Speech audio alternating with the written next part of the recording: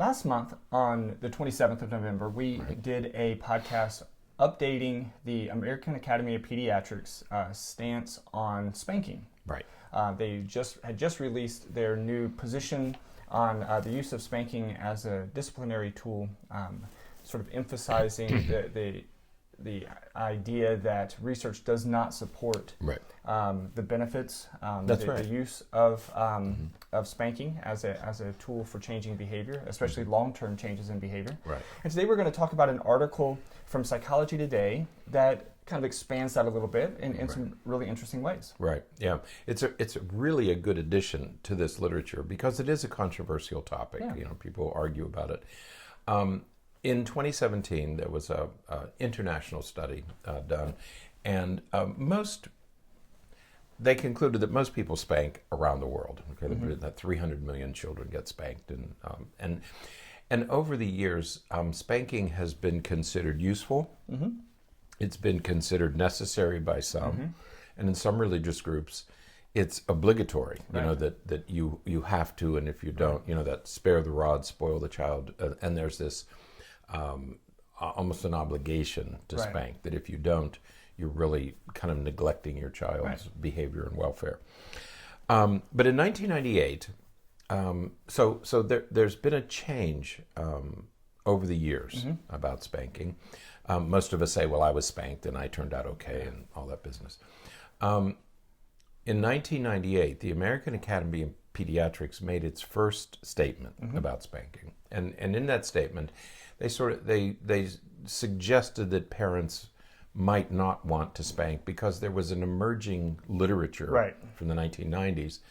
So I think 1990 is sort of the dividing line. Prior to 1990, most people spanked their kids. After 1990, there's this emerging literature that suggested that spanking might not be such a good idea. And in 1998, the Academy made its first statement that discouraged parents from spanking.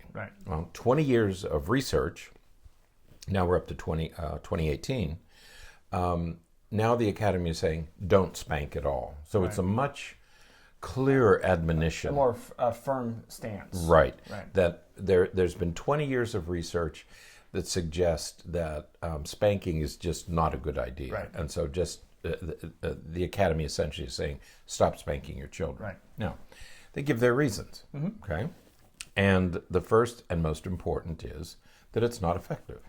Research has been pretty consistent. I mean, over the past 20 plus years, like you said, around 1990, we started seeing this research come about much more,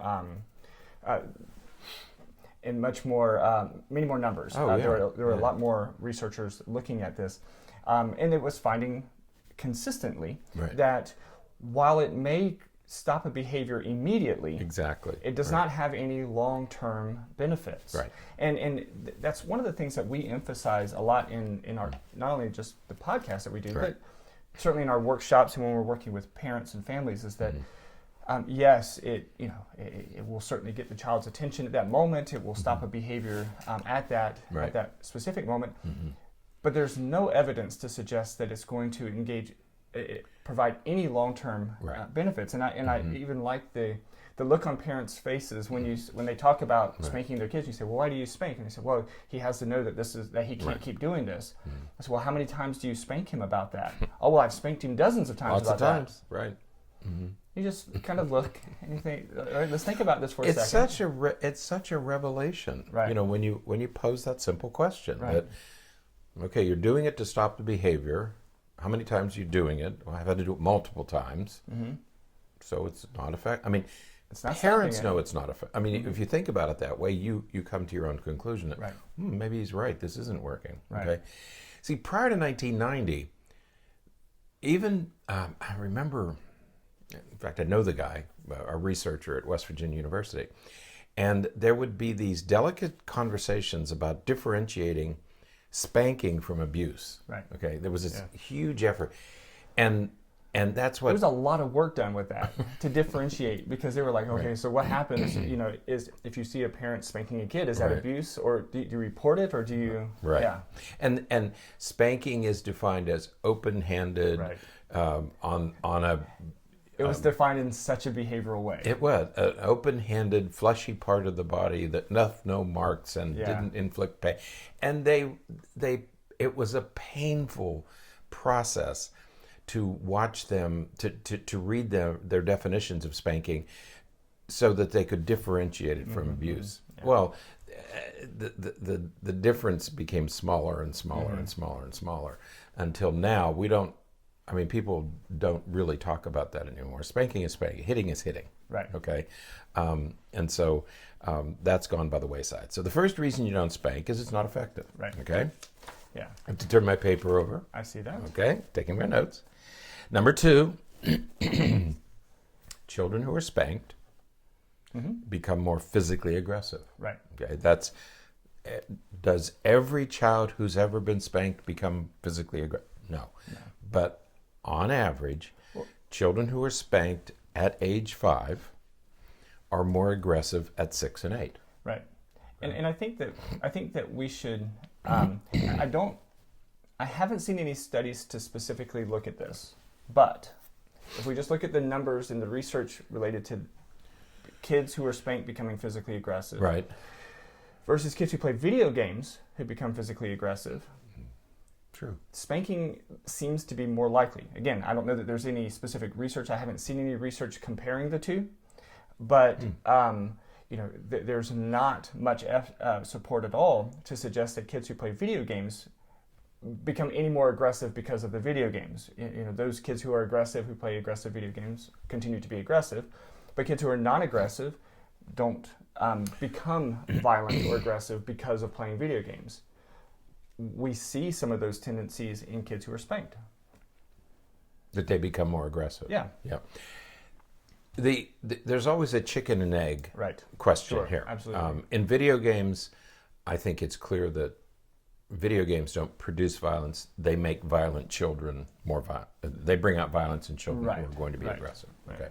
Because the overwhelming number of children who play violent video games aren't violent. Correct. Okay. Right. With spanking, the chicken and egg issue is: are more aggressive children spanked? Right. Do they engage in behaviors that elicit that response from their parents? Right. And studies have addressed that issue, and the answer is no. Right. That the children are not aggressive prior to being spanked. Right. It's the spanking that seems, and that issue has been addressed in the literature. Okay. Right. We still can't say causes. That's right. Because, we've talked about that before. When it comes to research, to identify something as causing something else is extremely difficult. But you'd almost have to get 2 identical twins, spank one, not the other, assuming that they're really identical in personality as well. In all ways, right? So, and you can never be sure. Okay. So it's a question that we really can't answer except using correlational data. Right. All right. The third reason is in addition to making... The third reason not to spank. Right. Third reason not to spank is it makes, in addition to physical aggression, there are other mental health problems that are associated with spanking. Things like lower self-esteem, even cognitive difficulties. But it also creates a negative relationship between caregiver and child, or parent and child. When you start hitting a child, not hitting, spanking, whatever, it does have a negative impact on the relationship. Yeah. But so do yelling and shaming and name calling and screaming and belittling and all those sorts of violent ways of dealing with children. Well, it's just verbal and or physical aggression. Physical, emotional aggression damages the relationship, and that's what you don't want to do. You don't want to damage the relationship. You don't want to do anything. I mean, it's so hard to have a relationship over time because when they get to teenage years, it's even more difficult. Right. Okay, so you don't want to do anything to damage your relationship with your young children. And hitting instills fear and confusion in children. Here's a person who loves me, but they're hitting me, especially if you're hurting a child. So it creates confusion in children. So in addition to modeling aggression, there are other mental health issues that you need to be concerned about. Right. Okay. Yeah. So, and we see this with kids. Again, you mentioned self-esteem, and that's a really important component of this because as our kids grow up, we want them to build some self-esteem. We want them to feel as though they have some, some power, some control over their lives. And when they are physically and emotionally just dominated by someone else, again, someone who's supposed to nurture and raise and love and care for them, and that person is hurting them. Right. And certainly we're not talking about. There's a difference between being spanked once or twice a year versus someone who's spanked on a daily basis. There's some differences certainly, but overall, it's just this pretty negative effects of spanking on kids. And people will say, "Well, I just pop her on the butt." Well, I know, but it's not really effective. So I understand you're not hurting the child, but it's still not effective. Right. So there's 3 reasons. We gave 3 reasons why you shouldn't. There are 3 other points we want to make before we leave. One is that there are 88 countries now where spanking has been banned. Right. Okay, it's illegal. You say it's illegal. You mentioned earlier, you see people hitting in stores or. Right. The parents get angry with their kids and they start knocking them, and you can report those people to DCF. Right. But in 88 countries, spanking has been banned. Yeah. And the research tells us that there are fewer fights among teenagers in countries where spanking has been banned. Right. Okay. Yeah, so adolescent boys and girls fight less, engage in fewer physical altercations in these countries where spanking has been banned. Right. Second, there's not another form of evidence, piece of evidence. There's not a single study, and I think this is telling. There's not a single study that suggests that physical punishment is associated with anything positive. Right. Whether it's effectiveness or change in behavior or does it do anything for you. There's not a single study that shows that spanking does anything positive for anybody. Right. So if because spanking doesn't teach anything. No. Well, and that's point number 3. Yeah. And so those two are related because spanking doesn't teach a skill. It says to stop, and so kids will stop, which we said at the beginning of this podcast. Right. Kids will stop a behavior when they're popped or spanked or hit. It'll stop it immediately. Right. Because it stops everything immediately. Which is what the parent wants. Right. Well, that's part of what you want. Well, it's what they want at that moment. Right. But the parent wants the kid to stop doing that behavior and not repeat that behavior in the future. Right. At that point, we have to teach. And spanking doesn't teach anything. Right. And that is, I think, the most significant issue, is that we're not teaching how to appropriately behave. Right. I don't want you to do this.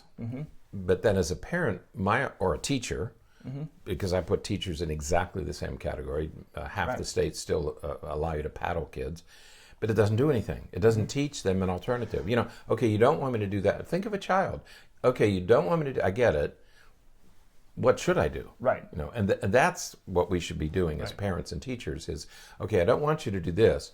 Here's what I want you to do instead. Here's the alternative. Yeah. Right. And we should be teaching. Exactly. So and what, again, I've heard arguments from parents, or not arguments, they were arguments, from parents that say, well, I use spanking to stop the behavior and then I teach after that. And okay, the question then is the same question that I ask when parents say, well, I was spanked and I turned out okay. And the question is, do you have to spank to get that result? Do you have to hit? And usually the answer is no. No, you don't have to. If you just talk, if you just interact, if you just relate and engage and have a relationship with your child, you don't have to hit. Right. And research has demonstrated that. So again, there's ways that we can, add a nice fragrance to this thing that smells so bad. Right. but we could just not do it. Yeah, it's like what we said about differentiating spanking from abuse. It's a painful. It's just you just feel for the writer, thinking, how do I get this nuance here that I get? You don't separate it. Hitting is hitting. Okay. Well, it's like, how can we make this ineffective, damaging behavior that the parent wants to do? Right. How can we make it okay? Yeah. Right. So we can make it okay by saying, well, if you tell them afterwards what they should do, then that's okay. Or if you don't hit them too hard, then that's going to be okay. It just... yesterday we were talking about Limburger cheese. You can't do anything about Limburger cheese. It stinks, right? There's nothing... That was a private conversation, Richard. Okay, I'm sorry. No. No, but I mean, you can't make it good because it's not good, okay? I mean... You can't make it smell good. Yeah, Some people say it you can't make spanking... Spanking is ineffective, it creates problems, it doesn't do anything positive. You can justify it as in any way that you want, but it doesn't change the fact that it's ineffective and probably has negative consequences. Yeah. Which is our final point, and that is that there are the research, these are hundreds of studies and tens of thousands of children and families. So this isn't like 3 or 4 research studies where they're dubious. The science here is very clear. Yeah. And we use the research we have. The best we can do is we use the research we have. And then people say, well, I don't believe the research. Okay. So, but if you go to your doctor and you have a terminal disease and you're going to die without treatment, what kind of treatment do you want? You want something that has been scientifically shown to be effective. Right. If it's your life on the line, you want something that has been documented. Right. We document through research. Right. So you can't have it both ways. Right. You either use the research or you don't use the research. Yeah. And the research here is very clear. In the 20 years from 1998 to 2018, we learned a great deal about spanking. We're going to learn more in the next 20 years. Yeah. And we will keep adding to this. And I don't know what the new research will tell us. Right. We don't know. But we use the research we have as well as we can. And right now, all of the research points in the same direction. Right. Just don't spank. There are many, many alternatives that you can use. If you don't know what they are, we'll be happy to provide them. Right. Okay. Yeah. And we will, as we were saying, we need to do another podcast on the argument that, well, back in the day when parents used to spank more regularly, kids behaved better. We'll get into that discussion because obviously we're associating that with spanking, but there's a lot of other things. No, it happens all. Hear that? I heard it last week. A parent said, "Well, we got to bring spanking back. Since we stopped spanking, kids have got." Yeah. There's a lot of other factors. There's more to it than just paddling or spanking. Final note. When we wrote our book, the handbook, we said consequences should teach, not just punish. Okay, punishment alone is not sufficient. Right. We believe in consequences, but we believe in consequences that teach children something. Absolutely. After all, that's what we want. Absolutely. Okay. So, all right, that is it for today. Until next time, stay happy, stay healthy, and forget to be afraid.